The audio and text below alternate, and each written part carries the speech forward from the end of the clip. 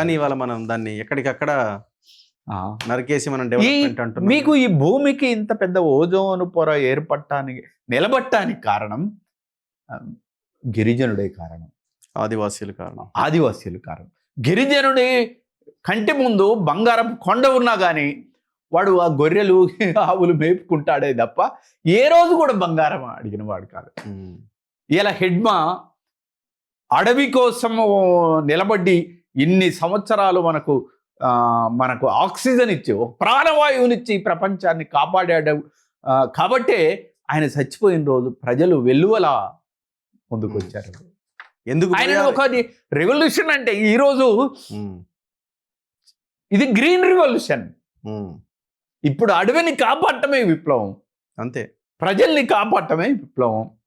అదే హెడ్మా చేశాడు, తప్పే ఉంది. ఎవడేమనుకుంటే నాకేంటి, హెడ్మా చేసింది అయితే మంచిదే కదా. మంచిది కాదంటున్నారు కదా. ఆదాని అంబాలీలకు అడవులను మొత్తం కట్టబెడుతున్నప్పుడు అడవి కోసం ఒక బిడ్డను నిలబడ్డాడంటే సెల్యూట్ చేయాల్సిందే కదా. కాదంటున్నారు కదా. కాదంటే రేపటి తరమైన చేస్తుంది. అట్లా మాట్లాడితే జయరాజు గారు ఇప్పుడు అర్బన్ నక్సలైట్. కానివ్వండి, నాడు నిన్ను తెల్లవాడు వేగు చుక్కవన్నాడు, నేడు నిన్ను నల్లవాడు నక్సలైటు అన్నాడు. ఊగరా ఊగరా ఊగరా ఉరికొయ్యనందురుక్కును ఊగరా అన్నాడు శ్రీశ్రీ భగత్ సింగ్ను ఉరిదీసేటప్పుడు కదా. మనమేం బతకటానికి పూర్తి కాలం, నన్ను నక్సలైట్ అన్నోడు ఎంతకాలం బతుకుతాడు అది తెలుసుకోవాలి ఫస్ట్ కదా. 500 ఏళ్ళు బతుకుతారు. మేము బతకటానికి రాలేదు కదా.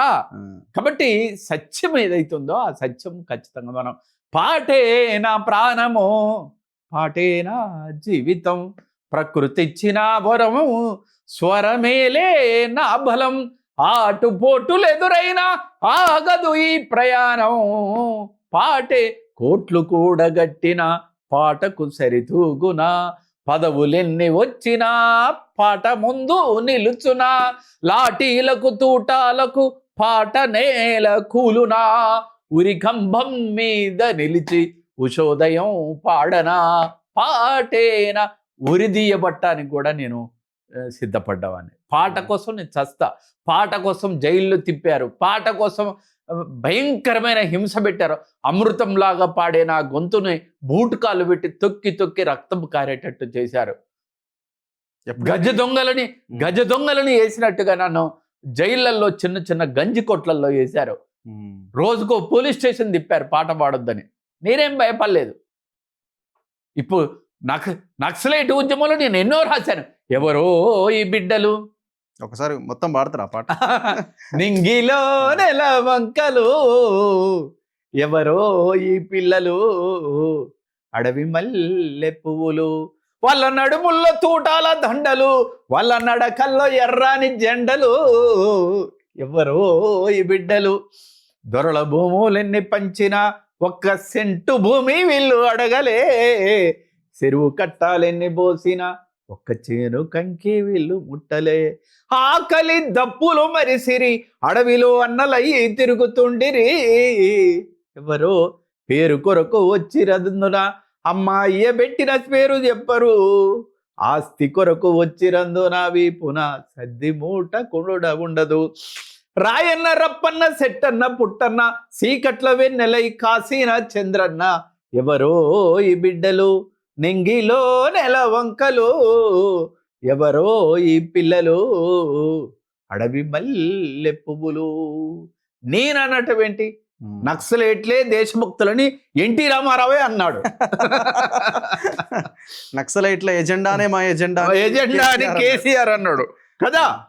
కాబట్టి ఇలా మాట్లాడేవాడు ప్రతివాడు ఒకనాడు అడవిలో ఉండేవాళ్ళు ఆయుధాలను పట్టుకునే వాళ్ళనే నక్సలైట్ అనేవాడు. ఇలా బాబాసాహెబ్ అంబేద్కర్ రాజ్యాంగాన్ని పట్టుకొని ఎవరైనా మాట్లాడితే కూడా వాడిని అర్బన్ నక్సలైట్ అంటాడు. ఇలా రాహుల్ గాంధీ నక్సలైట్ అయిపోయాడు. ఇలా ప్రపంచంలో ఎవడు రాజ్యాంగం అమలు చేయండి అని మాట్లాడితే వాడు నక్సలైట్ అవుతాడు. అంటే నక్సలైట్ విస్తృత పడుతున్నాడు క్రమంగా. అడవి నుంచి మైదానంలోకి, మైదానంలో నుంచి ఇలా ఈ శత్రువు ప్రధానమంత్రులు కూడా నిద్రపట్టకుండా చేస్తున్న పరిస్థితి ఉంది. ఇలాంటి టైంలో నేను నక్సలైట్ అని చెప్పుకోవటానికి నాకు చాలా గర్వంగా ఉంది. ఒక విప్లవకవిగా చెప్పుకోవటానికి ఇంకా గర్వంగా ఉంది. నేను రాశాను, నేనేం దాచుకోవటం లేదు. అంతేనా? ఆ, ఉమ్. కునుకు పడితే పరుపు బండలు పరుపులవుతాయి, నిదురపోతే మధ్య నీడలు ముద్దు పెడతాయి, అవి నేలమ్మ కలలకొచ్చి ఊసులాడురా, ఈ బుర్రక పిట్టలు పొద్దుటేలా నిద్ర లేపురా, దారి పొడుగున బావ సెంట్రీగాస్తది, ఈ కుక్క పిల్ల అన్నల బాట విడువనంటది, నువ్వు గన్ను పడితే ఉడుము నీకు అండాగుంటది, నువ్వు గన్ను పడితే ఉడుము నీకు అండాగుంటది, నువ్వు కన్ను మూస్తే ఆకాశానికే చిల్లు పడుతుంది, దారి పొడుగున బావ సెంట్రీగాస్తది, ఈ కుక్క పిల్ల అన్నల బాట విడువనంటది. ఇలా అసలు వాళ్ళ జీవితం ఎంత గొప్పదంటే రఘు, ఉమ్. ఆ గువ్వల జంటను చూసి చెల్లెల మనసు లాగెరా, మన దళములోనే ఒక పిల్లోడు పెళ్లి ఆడురా, ఏ కులము మతములన్నీ ఇక్కడ పనికి రావురా, ఆ కొండ వాగుల దిగి వచ్చి కాళ్ళు కడుగురా, గొడవలు వస్తే మనలో మనమే సర్దుకోవాలి, ఆ గండు సీమల చూసి మనం నేర్చుకోవాలి, ఏ సుఖం కోరి బతుకు నడిపే వాళ్ళం కాదురా, ఏ సుఖం కోరి బతుకు నడిపే వాళ్ళం కాదురా, మనం గుండె జారిపోతే ప్రజల కండ ఎవడురా. అలాంటి ఒక అద్భుతమైన ప్రపంచం, ఒక దండకారణ్యం మొత్తం కూడా నేను తిరిగి వచ్చాను, తిరిగి రాలేదని.